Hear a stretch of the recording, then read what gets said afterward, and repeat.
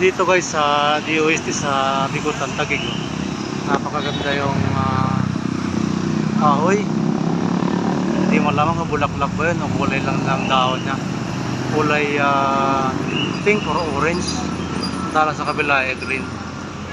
Ito guys sa circle dito sa may, sa may Bigutan DOST. So may bagong ano to guys, may tinatayong building sa loob. Diba sa loob ganda. So ganda yung kahoy, yung mga kulay, parang kala mo bulaklak. So dito po sa papuntang Lower Bigutan to, Lower Bigutan Taguig yan. At ito po yung bago ginagawang building sa may DOST. Itong papunta po dyan ay papuntang PAI o papuntang FTI.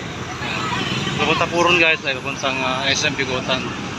So medyo ano lang, slightly traffic siya. So tignan ko lang itong ano, napakaganda yung kahoy kasi yung bulak ano, yung kulay niya. Okay guys, ito lang po ano ko lang itong kahoy dahil maganda yung kulay yung kanyang dahon sa may tinagawa sa may DOST. Okay guys, thank you for watching. Please subscribe my channel. Thank you so much guys. Bye bye. Thank you.